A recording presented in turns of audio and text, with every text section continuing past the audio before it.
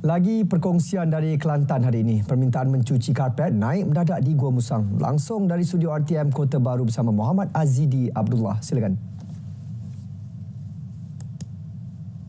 Terima kasih. Program Sejahtera Komuniti Madani Sejati Madani yang diperkenal kerajaan bagi meningkatkan pembangunan sosioekonomi masyarakat bakal memberi manfaat kepada kira-kira 636 komuniti di Kelantan. Menurut Pengarah Pembangunan Negeri Kelantan ICU JPM Jasri Kasim, setiap komuniti yang berkelayakan akan menerima bantuan geran antara RM50,000 hingga RM100,000.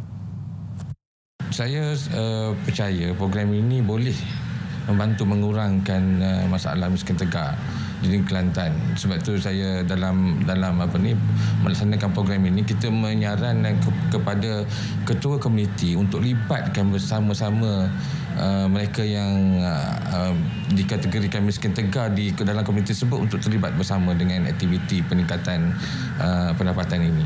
Mengulas lanjut, beliau berkata 5 sektor menjadi fokus program Sejati Madani: pertanian dan makanan, jahitan dan kraft tangan, herba dan kesihatan, pelancongan dan hospitaliti serta sektor hijau dan kitar semula.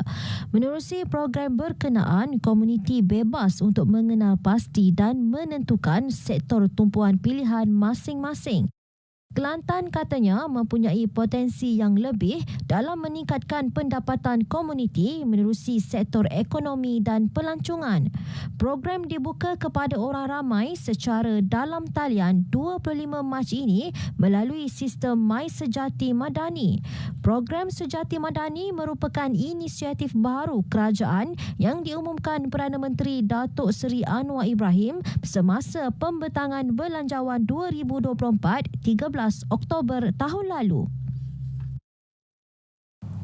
Cuaca panas sejak kebelakangan ini memberi rezeki kepada peniaga yang menyediakan perkhidmatan mencuci karpet, kusyen dan dalaman kenderaan di Bandar Utama Gua Musang. Pasangan suami isteri Zamri Muhammad dan Nurul Anis Ayub tidak menang tangan apabila menerima tempahan membasuh karpet, dan pada masa sama, bilangan pelanggan menghantar kenderaan untuk membuat cucian dalaman kereta turut meningkat.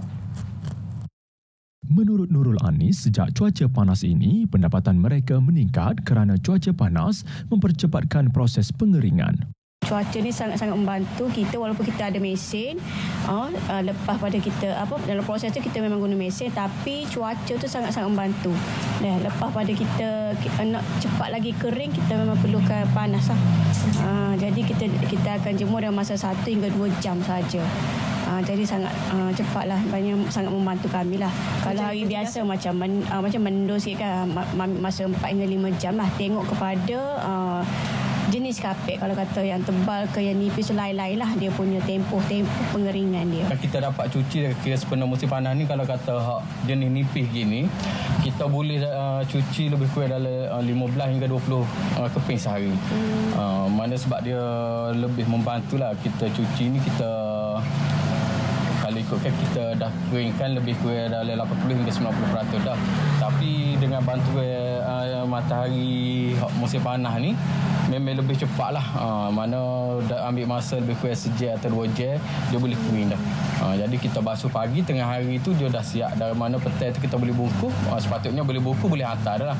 Tambah Zamri, pelanggan mereka bukan hanya penduduk Gua Musang tetapi juga dari kawasan pendalaman termasuk di sempadan Kelantan, antaranya Merapuh Pahang. 2 remaja antara 5 lelaki ditahan Penguatkuasa Kementerian Perdagangan Dalam Negeri dan Kos Sara Hidup KPDN Kelantan menerusi op khas pencegahan ketirisan barang kawalan di sekitar Tumpat semalam.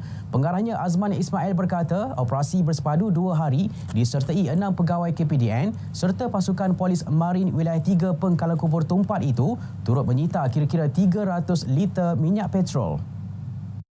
Jelas beliau, semasa serbuan, pasukan operasi menahan 4 buah kenderaan jenis Proton Iswara Aerobat dan Proton Wira Aerobat berpendaftaran tempatan disyaki membawa muatan minyak petrol di dalam tangki yang telah diubah suai bagi mengaburi pihak berkuasa. Suspek ditahan di lokasi berasingan sekitar Tumpat.